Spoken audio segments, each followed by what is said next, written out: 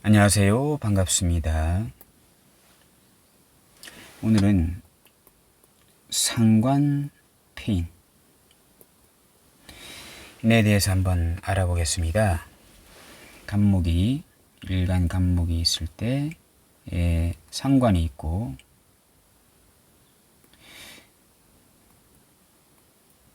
이러한 구조일 때 상관이 이제 정인을 보게 되면 그 정인을 이제 허리춤에 찼다 해가지고 상관 페인이라고 이렇게 말하게 됩니다. 이 상관은 정관을 치는 성분입니다. 정관. 이것을 이제 상관, 견관이라고 하잖아요. 상관, 견관. 이라고 하는데, 이러한 정관을 치는 상관을 컨트롤하는 게 바로 정인입니다. 그러면 이 정인은 정관을 지키려고 하는 그런 형태가 되는 것입니다. 정인이 상관을 치고 정관을 살리는 역할을 한다, 이렇게 보시면 되겠습니다. 이 정관을 지키기 위해서는 이 상관을 제압해야만 하지 않습니까? 그 상관을 제압하는 데 특화된 성분이 편인보다도 이제 정인이 되는 것입니다. 편인도 상관을 제압할 수는 있습니다. 그렇지만 저번에도 말씀드렸지만 50%밖에 제압하지 않으려고 합니다.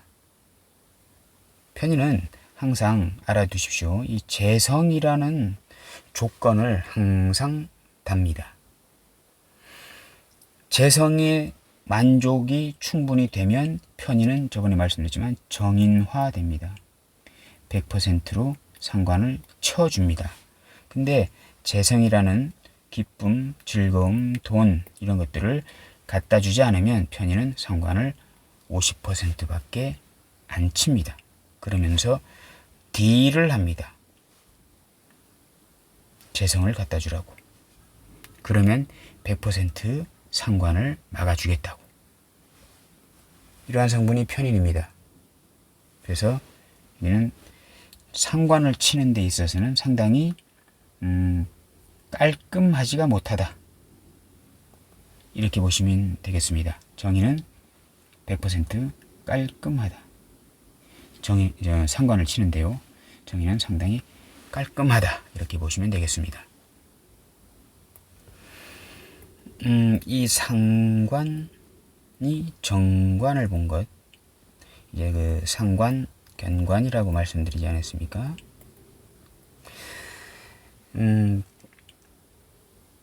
이 정관이라고 하는 것은요, 기존에 잘 만들어진 법 규칙 같은 것인데, 그것을 이제 상관이라는 극악 무도한 사람들이 나타나서 자기 마음대로 상관, 견관, 이 정관을 바꾸려고 하는 것입니다. 이때에 정인운이 들어와서 상관을 제압해준다라고 이렇게 말씀드리는 것은 어떤 의미냐 하게 되면, 새로운 선구자 같은 것이거든요. 정인은 새로운 선구자, 지식인, 학자들, 이러한 사람들이 나타나서 해박한 지식, 설득력, 이러한 것으로 이 상관을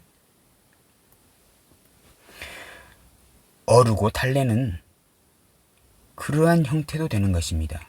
상관, 견관에 정인이 나타났다고 하는 것은요. 이렇게 보셔도 되는 것입니다. 그리고 또 여러 가지가 있습니다.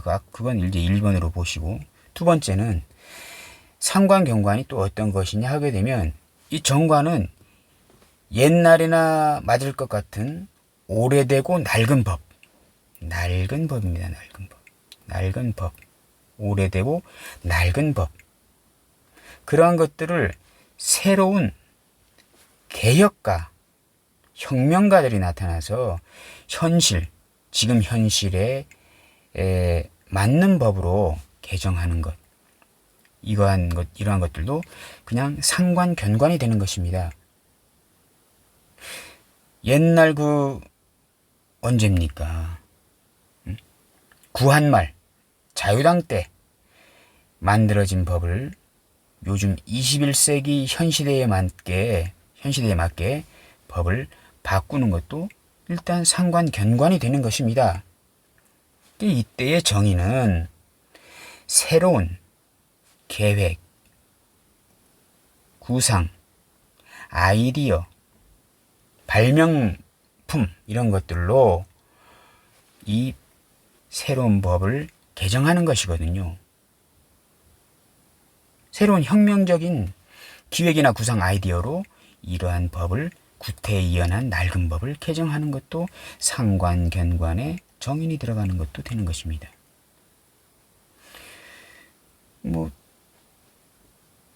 또 한번 다르게 또 보게 되면요. 만약 3번. 여러 가지가 있겠습니다. 상관견관은 이거 자체가 교육도 됩니다. 유경도 되고, 사업은 아닙니다. 유경도 되고, 상담, 컨설팅, 이런 것들도 되는 것인데요.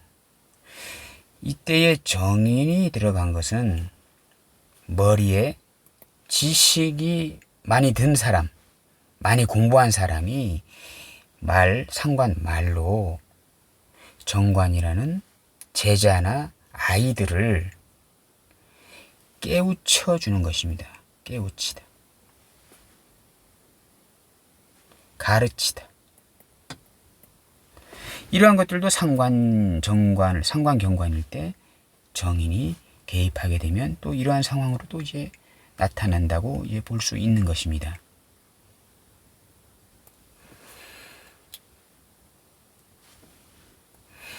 개선된 기획, 구상, 아이디어, 공부, 지식으로 말을 중간에 매개체로 삼아서 정관을 키우고 바로잡고 교육하고 하는 것도 상관경관에 이제 정인이 개입되면 그러한 현상이다라고 보시면 이제 되겠습니다. 이러한 구조일 때 상관경관이 있는데 이제 인성이 있어서 정인이 있어서 상관을 폐인을 잘 시켜줘서 정관을 살릴 때 이러한 구조에서 만약에 예를 들어서 운에서 재성운이 들어오잖아요. 이렇게 편재운이나 정재운 이렇게 들어오게 되면 재성이 들어오게 되면 이 인성이 토국수로, 여기는 무게합이고 토국수로 다치잖아요. 그러면 상관 폐인일 때 그 상관을 컨트롤 잘하는 그 정인을 무기토라는 재성운이 와서 토국수로 이렇게 때려버리면 상당히 사주가 부정적으로 바뀌게 됩니다. 예를 들어서 이 상관이 신금 정관을 보고 있는데 상관경관 하고 있는데 정인이 상관을 수국화로 잘 컨트롤하고 있는 것이잖아요. 그 상황에서 토가 와서 정인을 때려버리면 정인이 무너지면 상관이 살아나고 상관이 살아나면 정관이 다시 파극이 되는 것이거든요. 이러한 구조에서는 정관이 살아나잖아요. 정관을 치는 상관을 정인이 수국화로 제어해 주니까 정관이 살아나고 있는데 그것이 이제 정인의 덕이 되는 것입니다. 근데 그 덕이 되는 정인을 재성운이 와서 토국수로 이렇게 때려버리면 정인이 무너지고 상관이 살아나고 그러면 정관이 다시 깨져버리는 부정적인 형태로 이제 이렇게 돌아가게 되는 것입니다. 편재운도 있을 것이고 정제운도 있을 것입니다.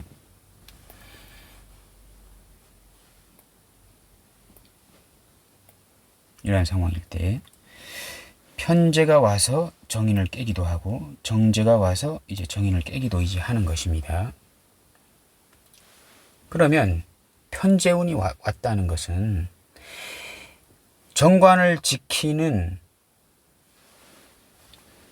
정관을 깨는 상관을 깨서 정관을 지키려고 하고 있는 그 정인을 편제가 와서 제극인으로 때리게 되면 이 정인이란 것이 어떠한 상황이 되냐 하게 되면 큰 돈에 매수된 것입니다. 편제라는 여자에 빠진 것이 되는 것입니다. 공부해야 될 사람이, 정의는 공부이지 않습니까? 공부해야 될 사람이 술이나 유흥에 빠진 것입니다. 이 편제는, 이 재성은 즐거움도 되는 것이거든요. 유흥, 즐거움, 술독에 빠지다, 이런 것도 되는 것인데, 공부해서 정관을 지켜야 되는 그 정인이 공부 안 하고 술이나 유흥에 빠진 것이 되는 것입니다. 그리고 공부해야 될 사람이 사업하려고 하는 것입니다. 편제적인 사업. 근데 이 사업이란 것은 그나마 유경사업도 있는 것이기 때문에 그렇게 아주 나쁘지만은 않습니다. 편제가 정인을 본 것은요. 어쨌든 간에 돈이라도 큰 돈에 매수된 것이지 않습니까? 한탕을 하더라도 한번 건 바이 건으로 한탕을 하더라도 크게 한번 놀아보려고 하는 것이거든요. 그나마 편제, 정제를 나누어서 구분해서 얘기할 때 그래도 편제는 아주 무너지는 상황은 아니가 되는 것입니다. 근데 정제는요, 작은 돈에 매수되는 것입니다. 작은 돈에 매수돼서 하다 보니 사기 기질이 상당히 높아지게 되는 것입니다. 또 거짓말도 상당히 잘 나게 되는 것입니다. 왜냐하면 조그만 돈에 목숨 거는 거니까 약간 쫌생이가 되는 것이거든요. 그래서 상당히 거짓말도 잘 나게 되는 것입니다. 엄마에게 정인, 엄마도 되지 않습니까? 엄마에게 정제, 학용품 사겠다고 거짓말해서 그 돈으로 과자 사 먹는 것입니다. PC방 가는 것입니다. 이게 바로 정제, 정인, 제극인의 상황에서 부정적인 상황으로 많이 나타나는 것입니다. 그리고 마찬가지로 술 유흥에, 공부해야 될 정인이 술 유흥에 빠진 것입니다. 또 그리고 사업이 아니고 장사하려고 하는 것입니다. 이 장사라고 하는 것은 큰 것이 아니고요, 일반적으로 아주 작은 규모의 장사라고 보시면 되겠습니다. 포장마차나 아니면 길거리에서 이렇게 파는, 차량에서 파는 어떤 붕어빵 장사, 이런 것들을 하려고 하는 것입니다. 편제는 그나마 그래도 좀 큰 사업적인 어떤 요소가 들어가는 것인데요, 정제는 조그만 어떤 포장마차 같은 거 하는 것이 되는 것입니다. 공부해야 될 사람이 그렇게 하면 되겠습니까? 사주 해석을 이제 이런 식으로 해석을 하시면 되겠습니다. 어쨌든 이런 구조일 때 재성운은 좋지가 않다. 그래도 좋지 않은 상태에서 그나마 편제는 그나마 좋은 편이고 정제는 상당히 더블로 안 좋다. 이렇게 보시면 되겠습니다. 만약 이런 사주 구조다라고 했을 때요, 정관이었고 이렇게 됐고 이러한 구조이다 라고 했을 때, 만약 운에서 정관이 들어오면 어떨까요? 자, 이제 상관이고 여긴 정인입니다. 근데 운에서 정관운이 들어오잖아요. 그러면 나쁘지 않게 됩니다. 이 상관도 약간은 무료한 상황에 있는 것이고 정인도 약간은 무료한 상황에 있는 것이거든요. 이 위의 구조만 보게 되면요.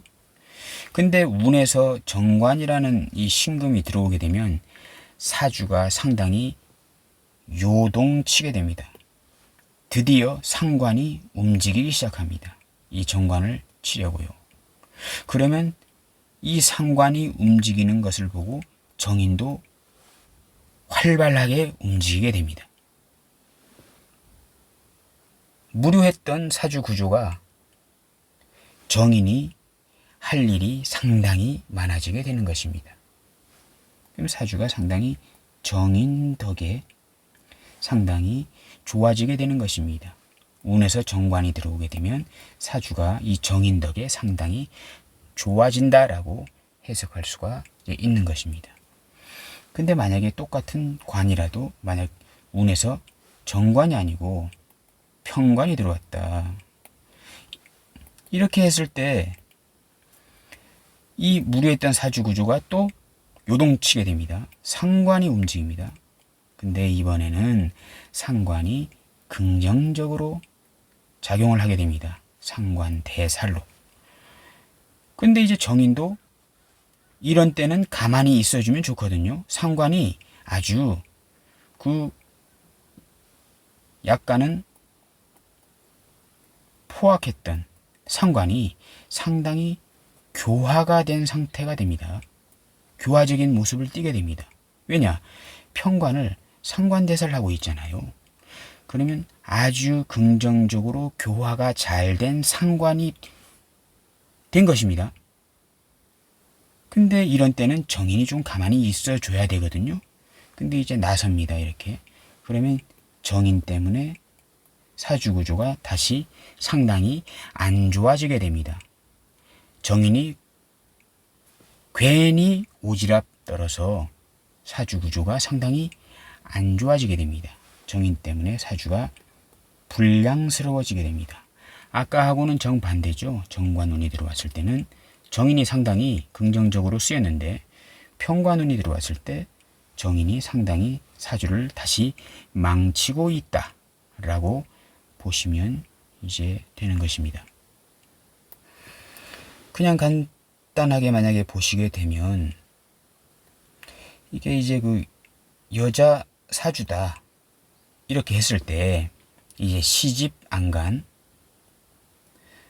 여자 사주다 했을 때 만약 운에서 시집 안간 여자 사주다 했을 때 예를 들어서 여긴 상관은 그냥 간단하게요. 육친으로 이제 할머니가 되는 것이고 친할머니, 여기는 이제 친어머니, 친모가 되는 것입니다. 근데 예를 들어서 운에서 이제 반듯한 내 남편인 정관이 들어왔습니다. 나를 신금이라는 아주 작은 어떤 전정가위 같은 것으로 나를 잘 다듬어 줄 것 같은 정관이라는 남자가 들어오니까 할머니가 반대하는 것입니다. 상관은 친할머니도 되는 것이지 않습니까? 할머니가 나의 반듯한 남자를 남자 구실 못할 것 같다, 안 된다라고 이렇게 반대하는 것이거든요. 근데 그 어머니가 그 할머니를 설득하는 것입니다. 어머니가 그 할머니를 상관폐인해서 설득해서 이렇게 보니까 상당히 반듯하고 예의도 바르고 내 딸을 잘 일평생 잘 도와주면서 잘 살 것 같은 그런 남자입니다라고 정인이 상관을 설득시킵니다. 그러면 다시 정관이 살아나서 들어오는 것이거든요. 그러면 내 친모 어머니 덕에 내 남편 반듯한 남편이 잘 들어오는 것입니다. 근데 예를 들어서 여기가 이제 편관이다. 경금 편관이다. 편관 이렇게 했을 때 편관 이 까칠한 남자가 까칠하지 않은 척, 빚이 많은 남자가 빚이 없는 척, 일 다니기를 싫어하는 어떤 백수 건달 남자가 다 편관 아닙니까? 이런 남자들이 편관 남자가 일도 열심히 다니면서 건실한 청년인 척하면서 들어오는 것입니다. 나의 친할머니 상관이 그것을 다 미리 알아보고 느낌으로 다 알아차려서 그 평관 남자를 들어오지 못하게 막는 것입니다. 화급금으로 상관대사를 하면서. 잘 막는 것인데 우리 친어머니 정인이 아무것도 모르고 할머니한테, 나의 상관 친할머니한테 왜 그 남자 사이를 막느냐라고 따지는 것이거든요. 그럼 이 평관이 그 어머니 덕에, 친모 덕에 유유자적하면서 들어오게 됩니다. 그러면 일평생 평관 남자에게 이 간목은 매일 도끼질로 싹둑싹둑 베어버릴 것 같은 무시무시한 공포를 느끼면서 살아가게 되겠는데, 이것이 우리 친모 정인이 어머니가 남자를 잘 볼 줄 몰라서 그렇게 되더라라고 이렇게 간단히 해석하셔도 무방하겠습니다. 오늘은 상관 폐인에 대해서 말씀드렸습니다. 감사합니다.